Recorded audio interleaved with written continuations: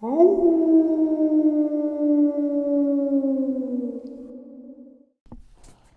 woke in a cold sweat from your dream, looking around the dim room with a fright. You didn't remember anything that happened in it, except for a loud bang at the end. But you passed it off as just a nightmare. It might be a recurring nightmare you've had for the past few days now.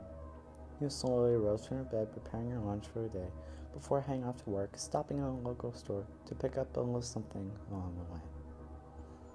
As you drove, you reflected on your life before now. Her life partner had recently passed away from unknown cancer at a young age.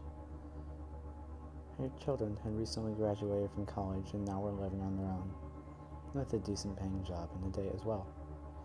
You felt happy and proud of them, but you couldn't help but feel a certain feeling inside. It was like a sickness. It was a feeling of despairing emptiness.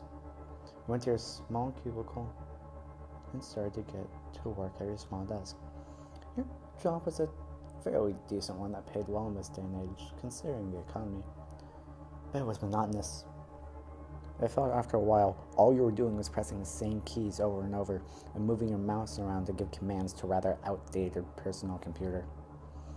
Click, click. You have been repeating these same tasks for the past few years with no raise or any comfort at home to make things better, realizing that you are all alone now. After a few hours of this miserable process came lunchtime, and you knew what that meant. You quickly got up, bringing your lunchbox along with you as you moved to where everybody else was eating. Stanley, a co-worker and a close friend here, waited for you at the water dispenser. He was wearing his usual work attire, a white shirt over black dress pants and a small red tie. He greeted you happily as you walked over to him, adjusting his brown glasses. You liked Stanley. He was a pleasure to chat with, at least at first, but the dullness settled in quickly as well. The two of you always ended up talking on the same subjects and discussions during every lunch hour. You were afraid to admit to him that he was becoming boring, that everything was in fact. But you were afraid of how he would react to it, that he just as might care too much about you. You didn't want to shock and surprise him too much. He did, however, speculate, but you're becoming increasingly more empty and bitter.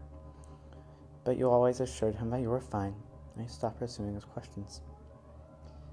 After a few minutes of this wordless conversation, you set off to eat your lunch for today. It was always the same thing every day, a ham sandwich with a banana. Sometimes you brought soda, other times it was a mere water bottle. A few years ago, back when your loved one was still roaming the earth, she would sometimes throw in something else. Even if it was just something as plain and simple as a pickle, you always were in delight over it. It was a break from the same food every day. Nowadays, you didn't have enough time to throw in a little something extra, but you're certain that you got quite a surprise for the day. You consumed your sandwich very quickly without hesitation, with your food to follow. Nobody seemed to notice how fast you were eating your food. It was almost too easy, you thought. This is when you usually return to your cubicle to get back to work. But today, you had that little extra. From your bag, you withdrew a small handgun you had just picked up from your last paycheck earlier that morning. Nobody noticed it for a few seconds before a woman started to scream and point up beside a revolver. Some of them begged you to stop, reaching out to you. They were trying to talk you into not doing it. You barked at them, making empty threats that you'd shoot anybody that gets within touching distance. You felt bad about it. You were really nice and caring person. One of them quickly phoned police, saying that they were going to get help. You didn't care. The dullness, the melancholy, the emptiness. You all had to end. You looked at the crowd, Stanley standing in front. He pleaded to you, begging you to consider your thoughts and actions. He offered to help you if you were to listen to him. Without saying a word, you opened your mouth and placed a pistol inside of it.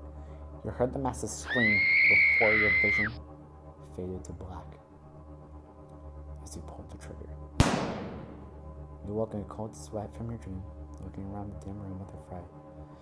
You don't remember anything that happened in it, except for a loud bang at the end. Being passed off is just a nightmare.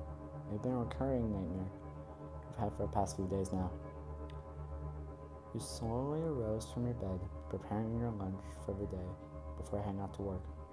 stopping at a local store to pick up a little something along the way.